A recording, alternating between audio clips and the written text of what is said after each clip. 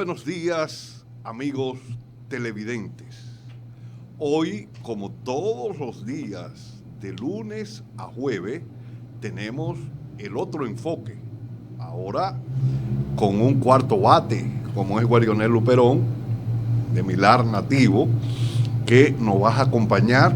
Ya yo lo expliqué ayer porque él va a estar con nosotros. Y hoy vamos a hablar de la economía en la República Dominicana y en la región del Caribe. Es natural. Y ver el enfoque social que puede tener el crecimiento o el descrecimiento económico que se prevé, cómo eso puede afectar a la República Dominicana. Les podemos decir a usted que todos los días usted no puede sintonizar a las 10 de la mañana en vivo, escribiendo en cualquier dispositivo electrónico cananga.tv e inmediatamente va a entrar. Cananga es un canal que se ve en todas partes del mundo. Hemos tenido reportes que nos ven en Perú, en Chile, en Ecuador, en Colombia, en Venezuela. O sea, hemos tenido esos reportes y hemos entrevistado personas de diferentes nacionalidades y hemos tenido los reportes. Usted nos puede ver ahí en vivo. En la noche, diferido, usted a las 9 de la noche va a poner en su dispositivo electrónico, ya sea este celular, sea tablet, sea computador, lo que sea, o su televisor, usted va a poner cananga.tv y va a estar recibiendo la propuesta del otro enfoque con Darío Cuba y Guarionel Luperón, que está ahora con nosotros también. Y si no, usted se registra en YouTube y va a poner el otro enfoque con Darío Cuba, le va a dar a la campanita, lo va a compartir para que otros puedan ver nuestra propuesta y le va a dar a lo que hacemos un me gusta o un no me gusta, para así nosotros poder edificarnos y si no le está gustando a una gran cantidad, pues mejorar nuestra propuesta. Buenos días, Guaro, ¿cómo van las cosas? Buenos días, dominicanos, buenos días, hermano Olivo. Para bendecido de estar aquí conversando y analizando temas de actualidad para compartir con todos los amigos de nuestra teleaudiencia de la República Dominicana y los amigos de Estados Unidos, los amigos caribeños y los amigos que nos ven de distintas partes del mundo. Hoy vamos a tratar un tema muy importante que tiene que ver con el comportamiento, desempeño de la economía dominicana en estos últimos 10 meses. Sí, nos vamos a ir a un corte y entonces cuando regresemos vamos al análisis de la economía dominicana y también ver parte del Caribe.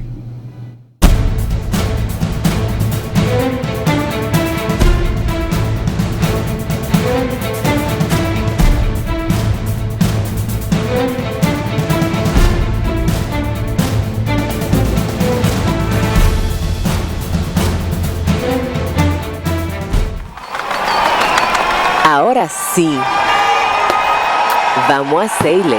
Llegan los dueños del tarolío.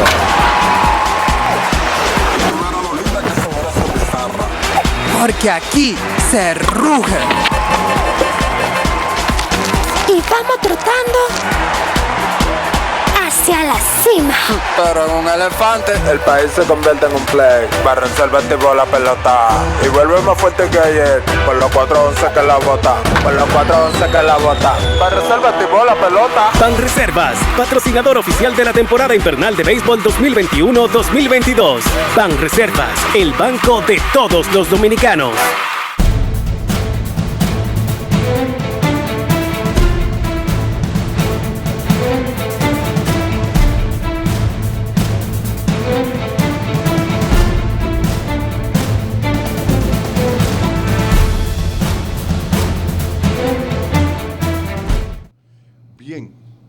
Guaro, hay varios informes. Está el informe de la CEPAL, que dice que el Caribe va a crecer un 5.9%, y el informe del Banco Central, donde dice que la República Dominicana va a crecer un 13 y algo por ciento en este año. Y un 4 y pico con relación al 2019, porque con relación al 2020, bueno, el crecimiento tiene que ser grande, porque para que la gente entienda lo que es el Producto Bruto Interno, o sea, que es lo que mide la producción de bienes y servicios al interior de una economía, entonces, aquí, y medido en términos monetarios, en este caso en el peso dominicano, puede ser en dólar, puede ser en euro, lo que sea, pero se mide en términos monetarios. Ahora, como la economía estuvo cerrada el año pasado, pues cualquier impulso que tú des con relación al 2020, pues entonces se va a notar. Pero se midió el Banco Central con relación al 2017 y plantea un crecimiento de un 4 y algo con relación al 2019. Hay que ver también cuáles son los sectores que más arrastran el crecimiento en la economía. Tenemos construcción, tenemos turismo y también el impacto que crean la remesa en la demanda de las familias que reciben esa remesa. El crecimiento de la remesa ha sido importante en la economía nacional debido a que en Estados Unidos hubo un aporte de parte del Estado para que las personas se mantuvieran encerrados. Ese aporte era alrededor de $1,000 y pico, $1,600, y esto, a la persona estar encerrada, pues gastaban menos, y al gastar menos, lo que hacían eran los residentes de otras nacionalidades que estaban trabajando en Estados Unidos, pues remesaban, y por eso las remesas se dispararon en México, en Guatemala, en Honduras, en El Salvador, Nicaragua y República Dominicana. Se prevé que para este año lo que ha medido en los primeros meses van alrededor de $5,000 y pico de millones que han remesado. Se prevé que va a sobrepasar los 7, 8 mil millones de dólares la remesa, y eso es un impacto positivo que se refiere al crecimiento. Pero por el otro lado, tenemos que también la inversión extranjera directa creció con relación al 19. ¿Y por qué creció la inversión extranjera directa con relación al 2019? Bueno, hubo un impacto negativo en el área de turismo, que es donde mayores niveles de inversión hay en el 2019, y fue en las muertes que se produjeron en varios hoteles, y eso impactó en términos de la caída en la inversión y la caída del turismo en el 2019, en la última etapa, porque fueron en 2 o 3 hoteles que se presentaron casos de muerte. Y también hubo otro problema de atraco y muerte a un turista, y eso también incide negativamente. Ahora, el crecimiento en la República Dominicana hay que mirarlo con pinza. ¿Y por qué digo que hay que mirarlo con pinza? Porque la República Dominicana tiene alrededor de 60 años creciendo, salvo honrosas excepciones.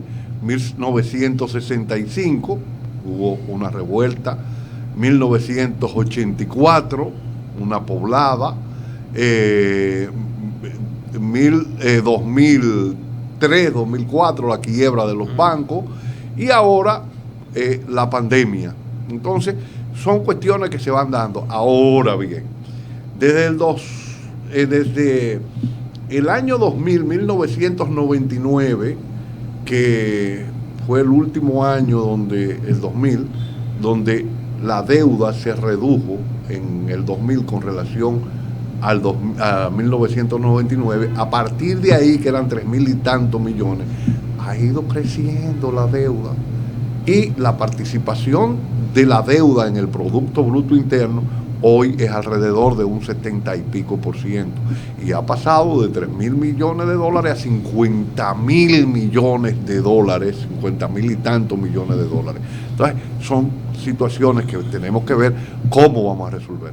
Me gustaría ver desde tu óptica, cientista social, cómo todo esto puede impactar en una economía. Bueno, lo primero es que todos sabemos que la economía dominicana, como toda la economía de la región, se comporta en cierto sentido como vaya la economía norteamericana. Y todo el mundo sabe que a raíz del colapso de la pandemia que provocó en todas las economías del mundo por el tranque que hubo en todo, los paquetes fiscales o los paquetes de incentivos que hubo en Estados Unidos reactivaron la economía norteamericana. Poco a poco, claro, no se puede pensar ni se puede pretender que la economía norteamericana crezca a ritmo que está creciendo la economía china por muchos factores. Primero porque la economía de países desarrollados llega a un tope donde se desacelera, y en los países donde no hay nada, como el caso de China, que se ha venido en unos 20, 30 años, ha habido un crecimiento extraordinario, pero en países realmente rural. China, por ejemplo, dentro del patrimonio mundial, es la principal economía del mundo. En el 2007 tenía 7.000 billones de dólares. Ahora, en el 2021, tiene 120 billones de dólares. La economía más fuerte, que tiene patrimonio económico más grande del mundo. Y está creciendo a un ritmo extraordinario porque era un país prácticamente rural, y todavía la mitad de China es prácticamente rural. En Estados Unidos ahora mismo acaban de aprobar, hace unos días el presidente John Biden acaba de firmar el decreto de un programa de reforma estructural del país, un programa de inversión masiva de infraestructura por un valor de 1.2 billones de dólares. Y estamos hablando de 550.000 millones de dólares que se van a invertir en infraestructura. Eso va a tener un impacto extraordinario en la economía dominicana. Sí. Porque eso habría que verlo. Porque hablamos del endeudamiento. Y hay un economista alemán que escribió Las raíces profundas de la crisis. Y cuando analizaba las raíces profundas de la crisis, analizaba el efecto que tiene el endeudamiento, y por eso hice el análisis de la República Dominicana y el crecimiento, en la crisis económica. Hemos hablado, Keynes hizo un análisis de cómo se produce la crisis en la economía, partiendo del análisis marxiano, aunque él decía que no había leído a Carlos Marx. La Joan Robinson, que era marxiana y trabajaba con él, decía, bueno, si no leyó a Marx, perdió demasiado tiempo para llegar al punto donde tenía que llegar para ver cómo se creaban la crisis. Y era a través de la composición, la elevación de la composición orgánica del capital, cuando se sacaba mano de obra por un lado, y por el otro lado, los costes financieros por el endeudamiento creaban problemas. Ahí es donde Keynes plantea, para resolver ese problema, lo que se llama el modelo de la demanda inducida, que se plantea en Estados Unidos. Él le da el concepto teórico a eso, y que se plantea después de la crisis del año 1929-1930, la gran crisis, el crack financiero y la crisis que se produce en esa economía, y ver cómo ese modelo llega y hace agua en los 70. O sea, el modelo keynesiano, que se planteaba que no iba a volver crisis, que no iba a volver a haber nada, hace agua. Ahora, a partir del modelo neoliberal que se instaura en los 70 y que comienza a mudar, que ahí es donde tú hablas del crecimiento chino. China, un país en bicicleta, un país eminentemente agrícola, rural, con alto índice de pobreza. Se dan tres factores que permiten que China despegue económicamente. ¿Cuáles son esos 3 factores? Primero, el rompimiento de Nixon del acuerdo de Bretton Woods, donde se planteaba que Estados Unidos, para emitir $35 necesitaba tener una onza de oro en sus reservas. Segundo, la diplomacia del ping-pong, donde Estados Unidos decidió en términos geoestratégicos mantenerse cerca de China y alejar a China de Rusia, que eso era lo que Nixon planteaba. Mientras tengamos a China cerca de Estados Unidos y alejada de Rusia, nosotros vamos a tener un renacer.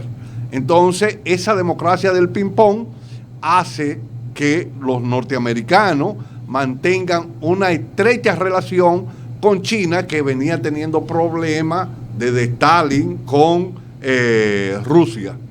Entonces, se da otro factor, que es la guerra del Yom Kippur, que hace que los precios de los energéticos se disparen desde $2.50 a $11 el barril, $11 y pico. O sea que creció por encima de 5 veces el barril. Esos costes operacionales se le inyectan a las empresas y comienza a darse lo que Keynes nunca se imaginó, que era estancamiento del producto, o sea, caída del Producto Bruto Interno con inflación. Entonces, aquí los norteamericanos deciden aplicar con rajatabla el modelo neoliberal, comenzando por el Cono Sur, con todo el Cono Sur, y comienzan a imponer el modelo neoliberal, primero por la fuerza, por golpe de Estado, el Plan Cóndor y todo eso, y después a través del consenso de Washington, y mudan toda su infraestructura hacia Asia, principalmente China. Entonces, China pasa a ser la fábrica del mundo en este momento. Sí, pero fíjate que actualmente ese paquete de incentivos para modernizar Estados Unidos, fíjate que para este paquete que se va a implementar, John Biden está orientado en cierto sentido por economistas neokeynesianos, por ejemplo Ben Bernanke y el caso de Cristina Romer, que fue asesora de Barack Obama. Son economistas neo-keynesianos. Ese enfoque que está ahora mismo de un programa amplio de infraestructura, lo que se hizo después de la depresión del 29. Sí, exactamente.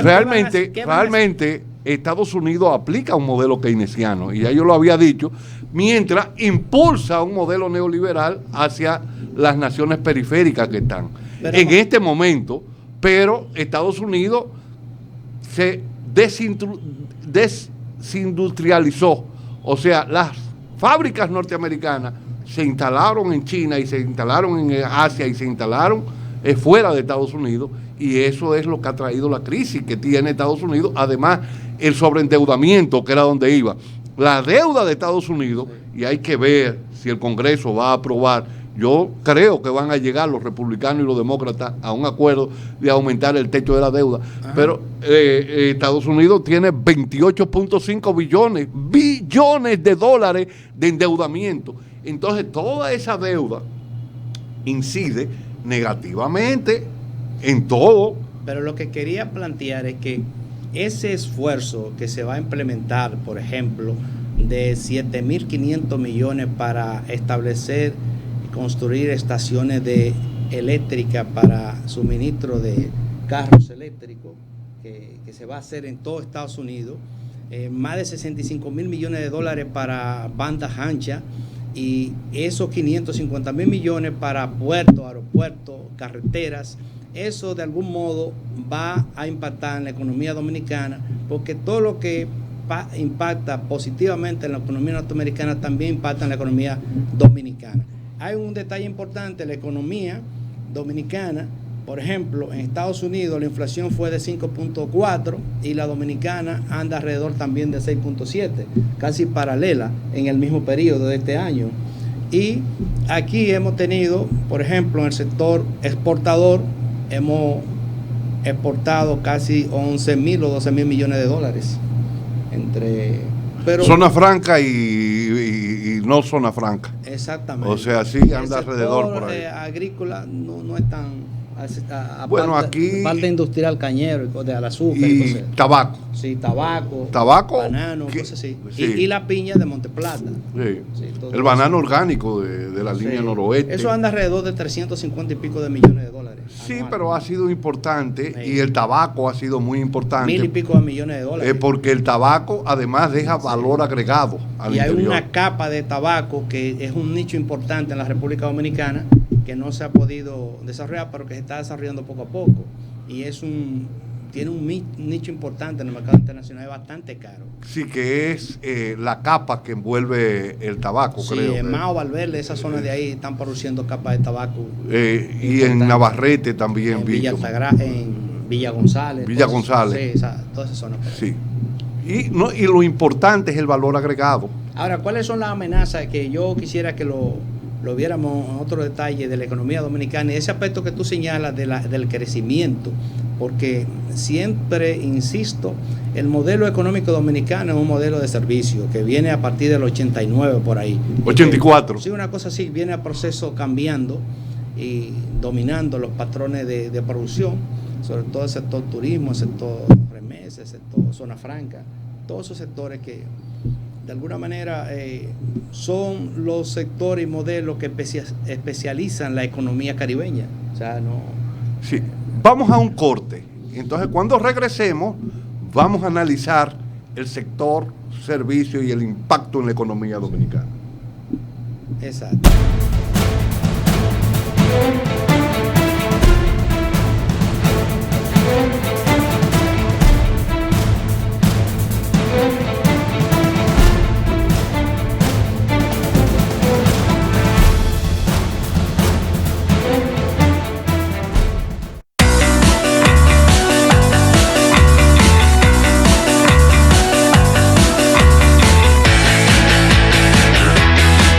La verdad es la afirmación de los hechos comprobados y por comprobar. Espere este y todos los viernes, el momento de la verdad, los comentarios, hechos que son noticias, entrevistas y mucho más, con la producción y conducción de Viti Fernández y Diony Alcántara. El momento de la verdad.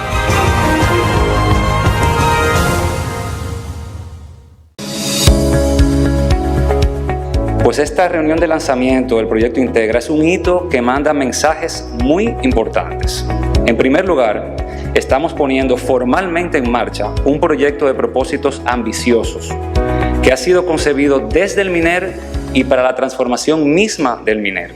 El proyecto Integra busca fortalecer el modelo institucional en el Ministerio de Educación a nivel regional y distrital. El tema de la necesidad de mejorar la gestión es uno de los aspectos más consensuados en la agenda de la República Dominicana. Los elementos de gestión, eficiencia, modernización, transparencia han tenido un protagonismo indiscutible.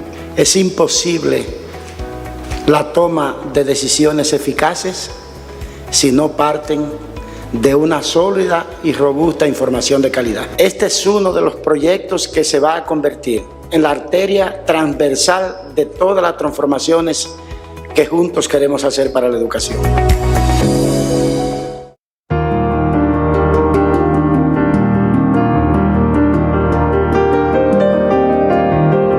En nombre de la DGC, o mejor dicho, de la familia DGC, le estamos entregando a ambas esta carta de encomio donde reconocemos el valor y la gallardía que ambas tuvieron en el momento de que una ciudadana parturienta tenía la necesidad de traer al mundo un bebé y no tenía tiempo para llegar a un hospital o a una clínica. Por el arrojo y la valentía que ustedes exhibieron en ese momento, la DGC, al igual que todos los ciudadanos dominicanos, nos sentimos orgullosos de esa labor y de esa gallardía que ustedes tuvieron y exhibieron en ese momento. Ese reconocimiento en nombre de todos nuestros miembros y de la DGC y del mío propio en sentido general. Gracias, señor. Bueno, primeramente, buenos días. Yo soy Larrazo Moreno de los Santos, estudio medicina. Bueno, para mí fue una experiencia magnífica porque fue la primera vez que experimenté esta situación en donde pude ayudar a esa ciudadana que se vio el momento de dar a luz. Me sentí súper orgullosa. Nunca me imaginé verme envuelto en esa situación así de ayudar a una persona a dar a luz y así sucesivamente.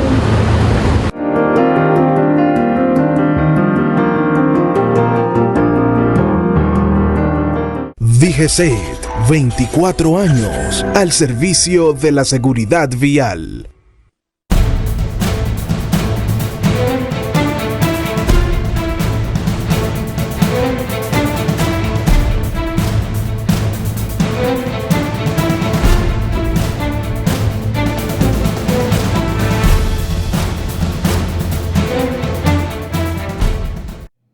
Mira, Guaro,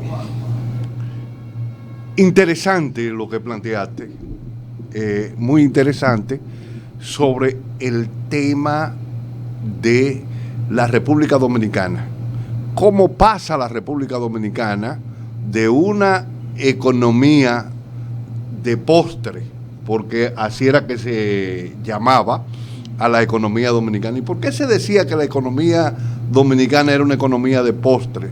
Bueno, porque dependía del café, del azúcar, del tabaco, o sea, cosas que se usa después de comida, para los ingresos, los principales ingresos de la República Dominicana y las principales industrias en la República Dominicana estaba en ese sector.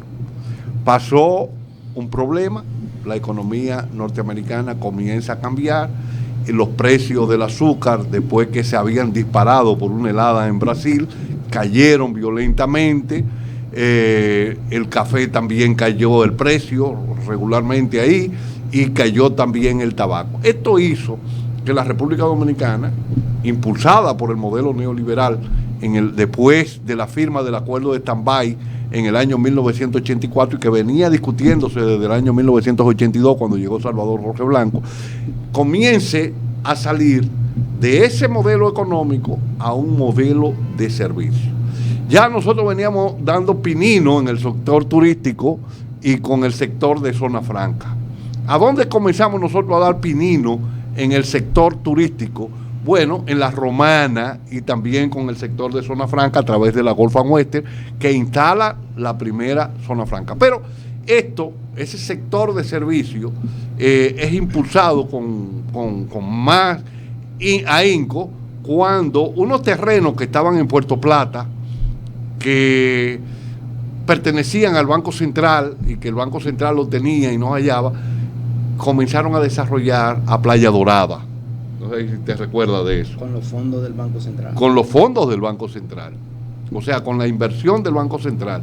Entonces comienza el Jack Talville y una serie de hoteles en Puerto Plata que después caen. Y ojo con esto, y digo ojo con esto, porque puede ser que el este pase por lo mismo que pasó Puerto Plata inicialmente. Los barcos turísticos que llegaban a Puerto Plata tenían problemas entre los operadores de tour que iban a buscar y los taxistas que comenzaron a bloquear. Esto hizo que muchas empresas operadoras de barcos turísticos se dejaran a Puerto Plata como destino porque había quema de goma, bombazo y toda esta cosa, y eso hizo que también los hoteles del Atlántico pues comenzaran a decaer y surge entonces Punta Cana como proyecto turístico. Ahora, esto comienza a impulsarse, pero en base a dos cosas. Ahí es bueno saber. Inicialmente, si tú te lees las venas abiertas de América Latina, vemos que los países de América Latina fueron designados por los países centrales, cuando hablamos de centro-periferia, de esa economía planteada por Gunder Frank y todo lo de la teoría de la dependencia, fuimos designados como proveedores de mano de obra barata, como proveedores de materia primas barata, la cual después no la compraban, como el caso del azúcar, el café, el cacao y todo eso, nos la llevaban barata y después nos la devolvían con valores añadidos, con muy altos costos, altos niveles. Y esto mantenía a estos países en la pobreza y lo mantiene. Después, en ese modelo neoliberal, se decide ya no solamente que estas naciones sean proveedoras de mano de obra barata, sino que se crean una serie de marcos legales, como la ley 890 y una serie de leyes para desgravar, o sea, despenalizar de los pagos de impuestos al gran capital internacional. Entonces, además, esa mano de obra iba a trabajar a través de salario mínimo, muchas veces por debajo del salario mínimo, aunque ellos plantean que le dan otras ayudas como el transporte, la alimentación y todas estas cosas. Esto hace que primero, a través de las maquilas para producir ropa con bajo salario, se desarrolle todo el sector de zona franca, que era lo que estábamos hablando, y el impacto que eso tiene. Hay un gran impacto en la economía también en los sectores donde comienzan a desarrollarse esa maquila, por ejemplo, en La Romana, en San Pedro de Macorís, comienzan a salir muchos que habían a montar talleres en patio y a buscar y a hacer ropa de la que ellos producían, no ya con la marca, pero sí el mismo modelo, o sea, los pantalones jean, los panties, los brasieles, y eso crea una situación. Las maquilas comienzan a moverse desde República Dominicana hacia Asia, porque siempre andan buscando, son capitales golondrinos, andan buscando bajos niveles de salario y se mueven, y viene la República Dominicana, otro renacer, que es lo que va a impactar ahora mismo en el incremento de la mano de obra en el sector de zona franca, que son ya niveles más acabados, como es el caso de tecnología para la producción de productos para la salud.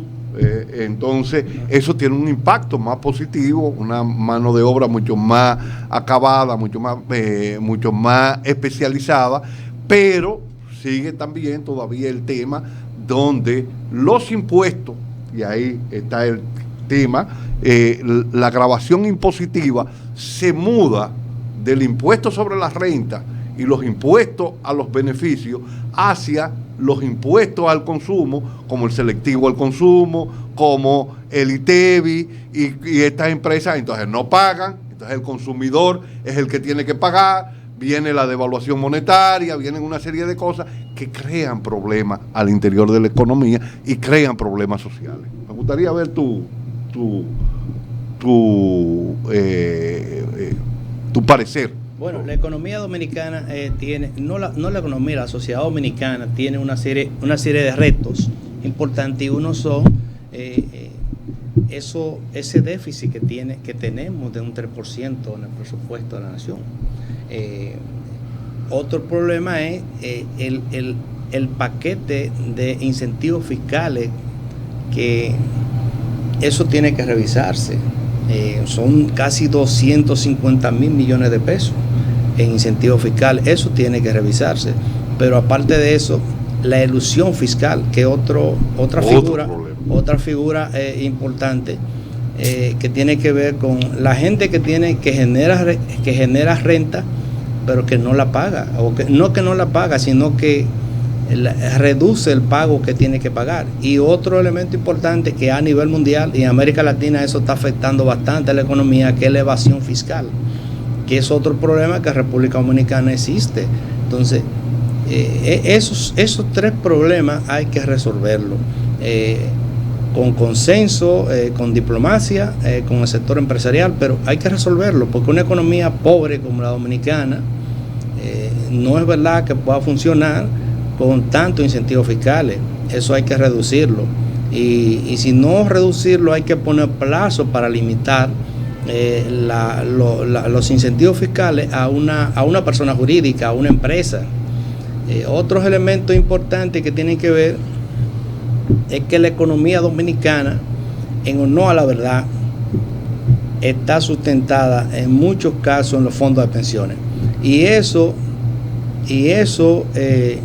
hoy que se conoce esa ley, hoy que está en el Congreso, en la palestra del Congreso, hoy está el 30% en discusión, sería importante no solamente que se enfoque eso, sino que se haga una revisión global de esa ley de seguridad social, porque un país donde los trabajadores no tengan derechos sociales amplios, no se sientan seguros, no se desarrolla, porque hay un economista importante, y no él solamente, no Michael Malecki, no, son muchos economistas importantes del mundo que dicen que el factor esencial del desarrollo económico es el estado de confianza. Si un país no tiene estado de confianza, si sus trabajadores no tienen estabilidad emocional para trabajar correctamente, y cuando se cumplan su ciclo de vida, terminen decentemente como seres humanos, un país no se va a desarrollar. Y el bien más importante que existe en la economía dominicana, aparte de las remesas, aparte de lo que pueda aportar el turismo, aparte de lo que pueda aportar la zona franca y todos los elementos que tienen que ver con el modelo económico de servicio, lo más importante que tiene el país es la estabilidad social, política y social, lo que se llama el estado de confianza. Eso es el bien más importante que ha tenido la economía dominicana, por lo menos durante los 20 años, estos últimos 20 años. Y nosotros tenemos que preservar ese elemento, porque ahora mismo con estos factores que tienen que ver con el programa haitiano y todos estos factores externos que nos están acosando, como es la nueva cepa esta del virus del coronavirus, que también está afectando bastante en la República Dominicana. En los últimos días se ha incrementado eso. Son factores externos que nosotros no lo estamos esperando y que no somos parte, no lo estamos generando nosotros, pero que de todos modos están circulando y son cosas imprevistas que afectan la estabilidad del país. Mira, yo estoy de acuerdo con lo que tú dices. Vamos por parte. Lo primero es que a la República Dominicana, como en los países de América Latina, hay una gran evasión fiscal. Se habla de un 60% del impuesto sobre la renta y se habla de un 40 y pico, casi un 50% del ITEBI, que cobran y no lo pagan al Estado. Y es por eso que el Estado tiene que recurrir en endeudamiento creciente. Me gustaría ver una tabla de los endeudamientos de la República Dominicana para que la gente vea ahí, si se pudiera ampliar eso para que la gente vea cómo desde en 1999, que dale un poco más para abajo, ahí es 3.320 millones, pasa el 2000 a 4.400, pasa el 2001 a 5.000 y pico, va subiendo, sube hasta el 2020, para que veamos y cómo va creciendo la participación del Producto Bruto Interno en la deuda. Mírenlo ahí cómo va. Ya en el 2020 es 49.322 millones, un 71.46% del Producto Bruto Interno. Eso va a aumentar a 50.000 y pico este año y va a bajar, porque como el producto crece, va a bajar con relación a la composición del Producto Bruto Interno. Ahora, ¿por qué ese endeudamiento del Estado? Hay que verlo. ¿Por qué? Por la gran elusión y evasión fiscal que hay de los grandes capitales. Entonces, si hay esa evasión, lo primero, y por eso yo siempre he estado de acuerdo, está bien, vamos a hacer una reforma fiscal, pero vamos a corregir el problema del gasto público y vamos a corregir el problema de la evasión fiscal.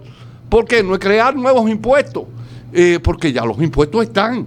Entonces, vamos a ver qué es lo que vamos a hacer, porque agregar nuevos impuestos al pueblo dominicano, donde tú tienes un jarro, para que la gente entienda, y ese jarro está pichado, pues tú le tienes mucho piche, por más agua que tú le entre a ese jarro, siempre va a botar el agua. Entonces hay que corregir esos pinches para tú poder resolver el problema. Aquí hay que resolver problemas en el sector transporte, hay que resolver problemas en el sector eléctrico, que son grandes pinches, y cuando hablo del sector transporte, son todas esas exenciones que tiene el gran capital para importar combustible libre de pago de impuestos por las inversiones que tienen. Pero también el sector eléctrico, aquí hay grupos económicos que reciben 4.900.000, con el caso de la Coyentri, $900,000 todos los meses por tener la Coyentri apagada. Entonces ese no es el problema. El problema es la aplicación de la ley.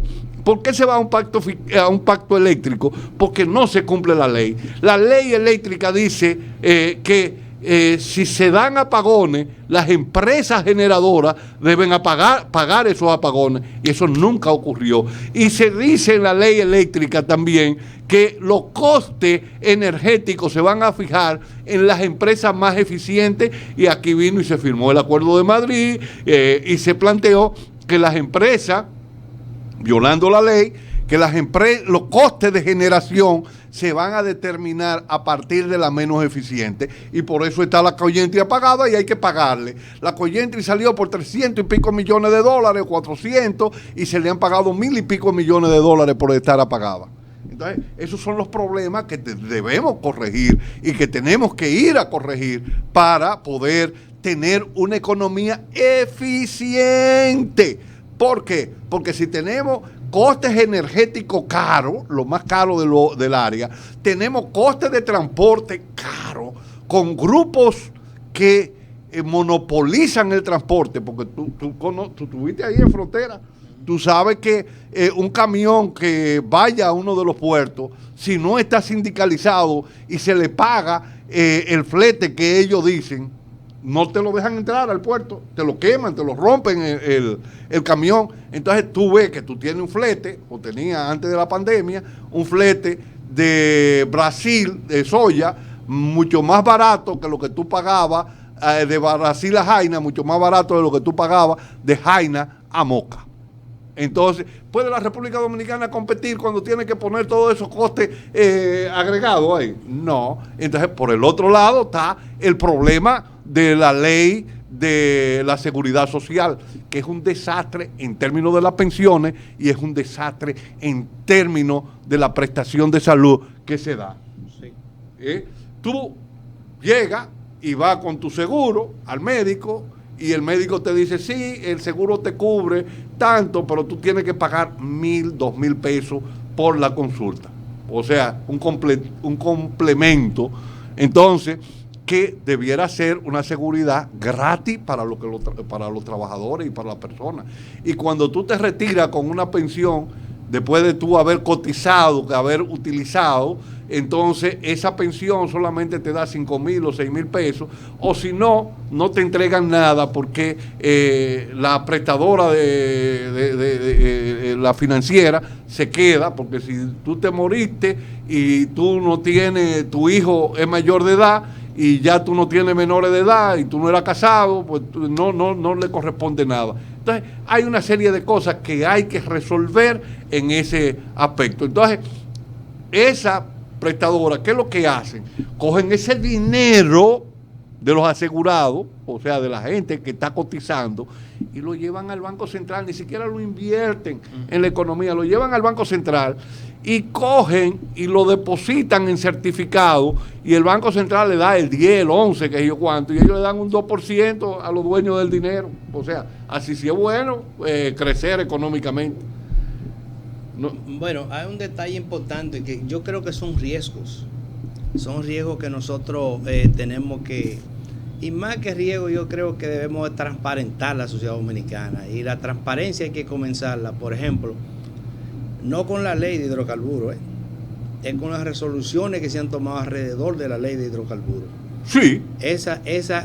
Para desmontar todos esos impuestos que tiene este combustible tan caro en República Dominicana, y que eso no sea uno de los elementos, de los pilares de la economía para sostener la economía dominicana.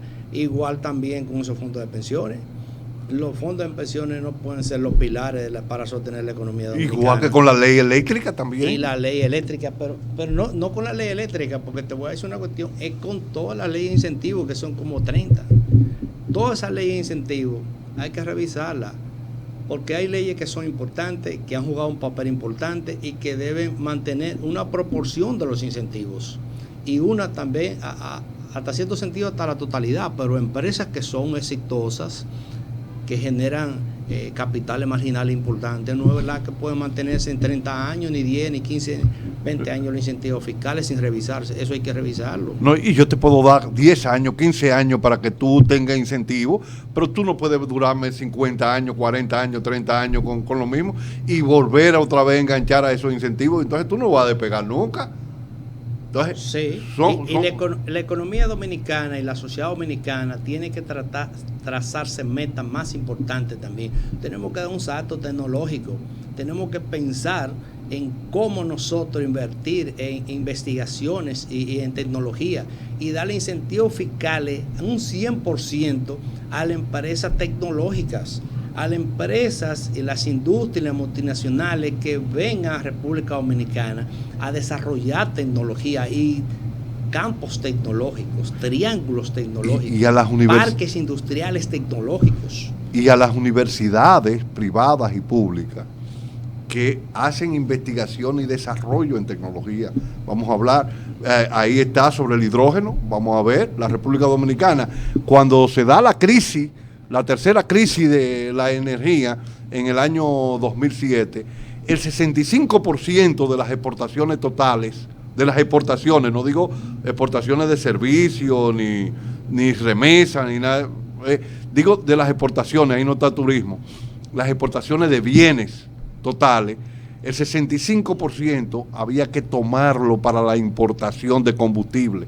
Entonces, ¿por qué nosotros logramos en ese momento poder resolver esa crisis? Porque el endeudamiento era bajo. En el 2007 la deuda era 6.000, 7.000, por ahí lo pudieron ver en la tabla. Entonces, eso nos permitió incrementar el endeudamiento, pero además el acuerdo energético de Petrocaribe, que nos permitía a nosotros los barriles que nos despachaba a Venezuela, 30.000 o 40.000 barriles, nosotros tenemos una demanda de 160, teníamos en ese momento, debemos andar entre 185.000 barriles por día, pero eso que mandaba Venezuela todos los días se podía pagar con productos del campo, que no se necesitaba buscar dólares, y se financiaban a 20 años y a una tasa de interés del 1% con 2 años de gracia. Entonces, eso no existe hoy. Eso no existe. Entonces, a partir de ahí es que nosotros tenemos que ver cómo nosotros nos la ingeniamos para que las universidades privadas que reciben mucho financiamiento del Estado, se le dé el financiamiento a esas universidades que hacen estudio, que hacen investigación y desarrollo de tecnología, a las empresas dominicanas, nacionales e internacionales que están radicadas, aquellas que invierten en investigación y desarrollo. ¿Cuántas patentes hemos nosotros desarrollado? Creo que inté una. Bueno, entonces, tú te imaginas, y la Universidad Autónoma de Santo Domingo, yo me acuerdo que cuando era rector, del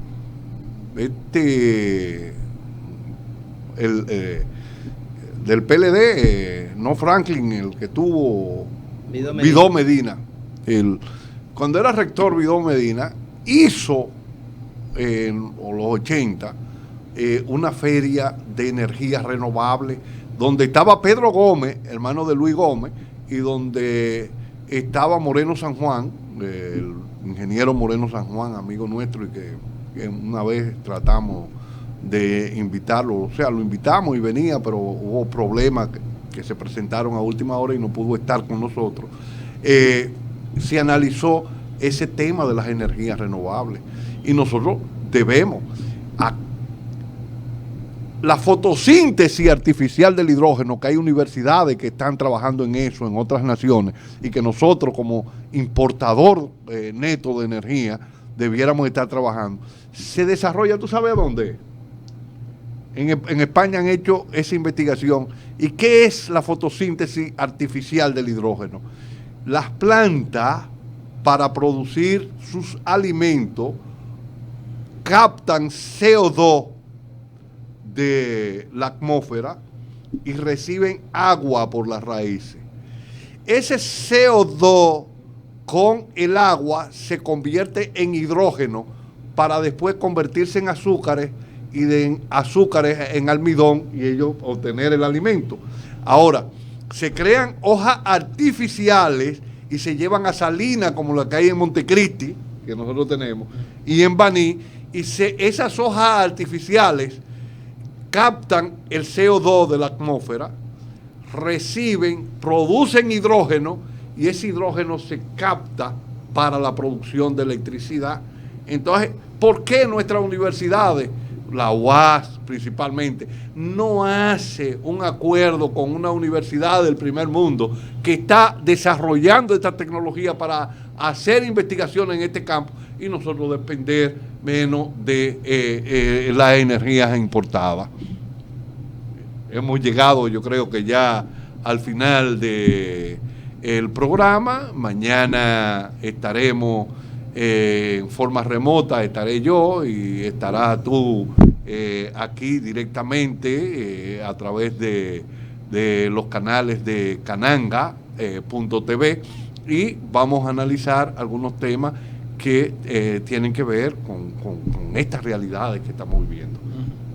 Así es que, Guaro, hasta mañana, y a los amigos que nos sintonicen en el día de mañana y que pongan cananga.tv, pero también esta noche a las 9 de la noche van a poner cananga.tv y nos van a recibir nuestra propuesta directamente. Y si no puede vernos esta noche o no puede ver mañana en la mañana, usted simplemente se registra en YouTube en el otro enfoque de Darío Cuba. Muchas gracias y hasta mañana.